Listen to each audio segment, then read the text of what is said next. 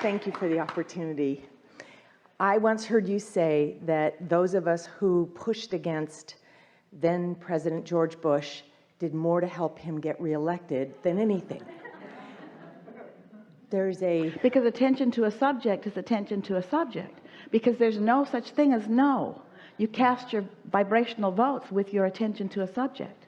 Yeah. Wanted or not wanted. There is a candidate that people in both parties have some concerns about. And I'm wondering what we can do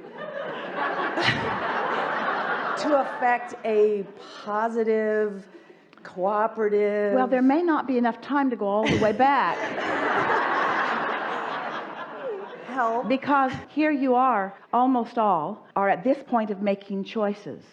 At this point of a manifestation from which you are trying to choose. And forgetting all of the thoughts that have come before. And so we had this conversation earlier. You got to go back over there and then make your way back here before you can find alignment with who you are.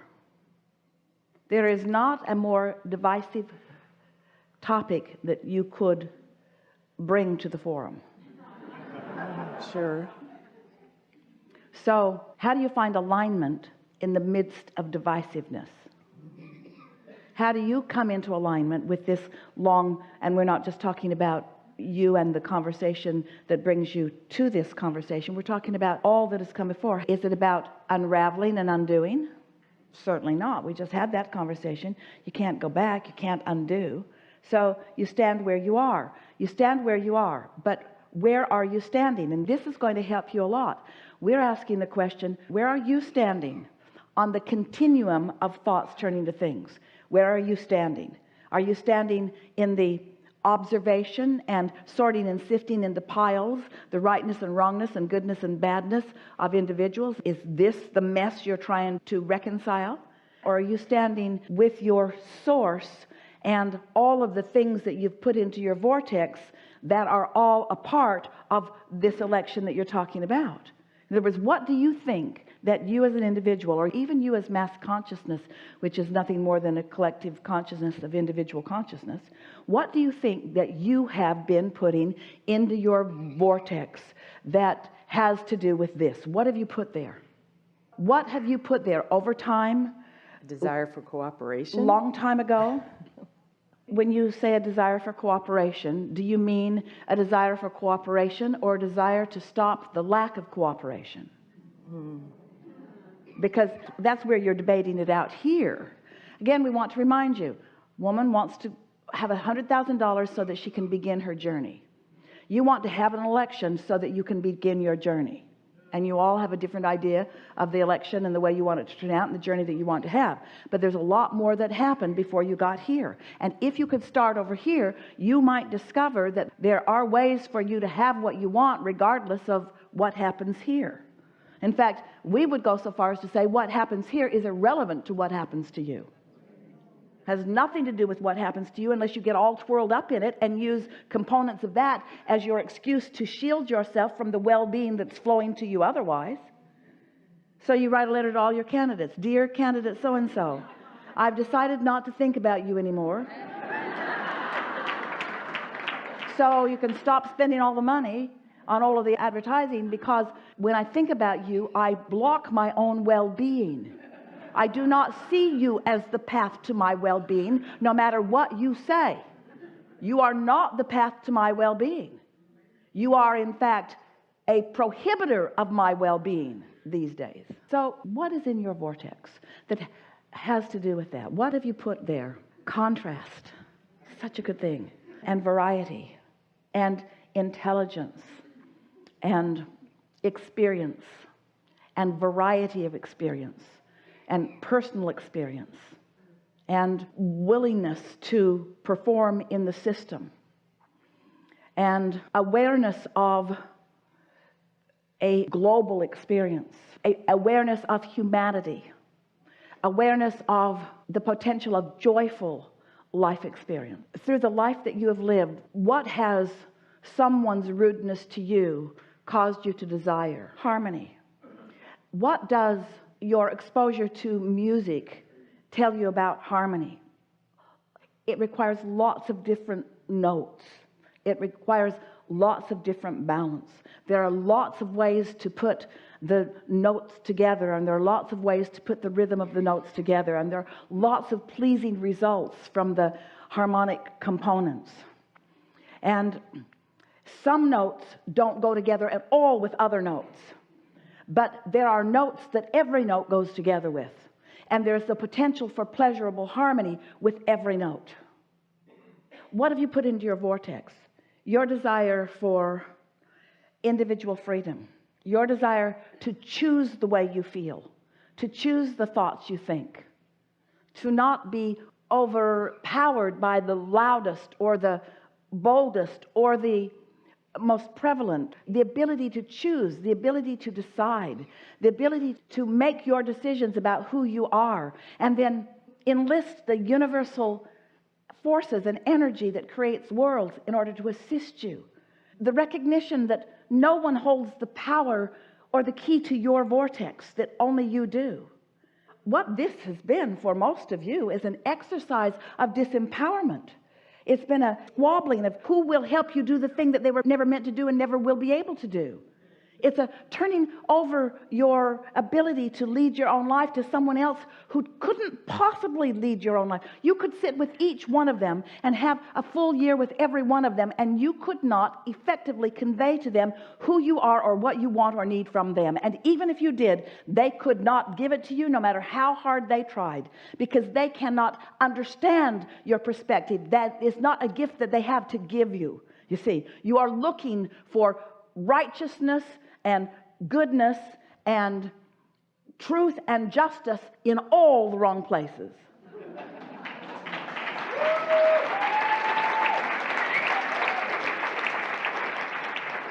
So enjoy the game. Enjoy the game of it. Esther had the most remarkable experience. Some of you heard it because we've been talking about it, because it was so astonishing to her. But she was getting ready one morning, putting her makeup on, sitting at her dressing table, and she had her powder. It's a big jar, has a lid that twists off, and she picked up the lid to find the powder, and the lid was empty. And she thought, what happened to my powder? And it's heavy enough. What happened to my powder? It's not there. The dressing table's not very big. It was not there. And so she thought, oh, I hope it didn't come apart in my suitcase, because that's going to be a terrible mess. And she looked, and it wasn't in the suitcase. And so she got involved doing some other things, made the bed, and came back to her dressing table and sat down. And here's the lid, and here's the powder. They're not 3 inches apart. If Jerry had been there, she would have been certain he had been playing games with her. And so she said to us, once she sort of settled down a little bit, because it was shocking. She thought maybe she was crazy. We said to her, it wasn't where you expected it to be, and so you couldn't see it where it was, even though it was right there. And so it made Esther think a lot about beliefs that she holds that keep her from seeing things that are right there. So you get fixated on the negative aspects of something, and it prevents you from ever seeing any positive aspects, even though there may be some.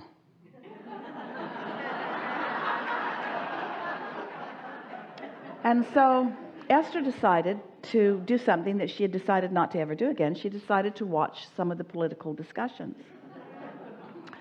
to see if she could get past her own prejudices, to see if she could give anyone the benefit of the doubt enough to receive wisdom from someone that she had decided was not wise, to see if she could see past the decisions that she had already made.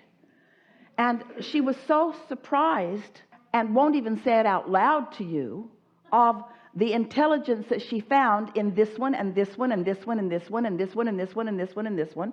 There were harmony points all over the place that you don't want to speak out loud in a political arena. Or maybe you do. Maybe you don't care. The Republican women are meeting next door.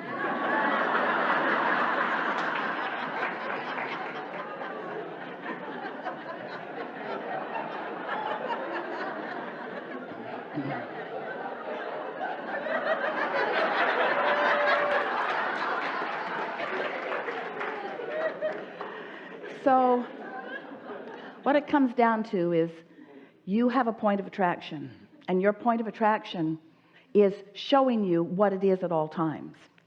And as a mass consciousness, you have created something that now a lot of you are complaining about. And we don't think that it's too different from what's going on in your individual lives. You create things and then you complain about them. And it's time to no longer create them. It isn't that you want to stop complaining, because that would mean no longer enjoy the contrast, but accept your point of attraction and stop trying to make the way you feel someone else's fault. When you take responsibility for how you're feeling, then you have the benefit of moving yourself into harmony with what you really feel and what you really know. And when you do that, you will have that harmonic political process that you all right now feel so desperately that you are in need of. Imagine a room full of talented, wise beings who are aware of and interested in whatever they might do for the good of the whole, who are individually in such alignment with who they really are that they are in the receiving mode, dancing together, inspired together, thinking together, cooperating together, finding harmony of one another. Because it can be that way. You can imagine it and make it be, but you can't condemn what is and ever bring that to reality. You can't continue to look at what is and flail about in your discomfort of what it's all come to and cause it to come to something different than what you are looking at, you see. And so many of you have wisely just withdrawn your attention from it. It's not even a self-saving mechanism. It's an intuitive understanding that my attention here in the way it is being commanded is of no value to the whole.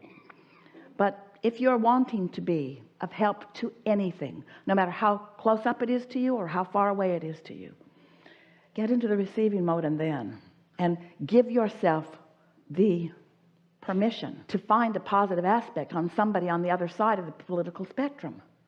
Because until you do that, you will never be in harmony with your inner being who loves them all, you see. And this is the point where Esther says, Abraham, you need more information. You need more information.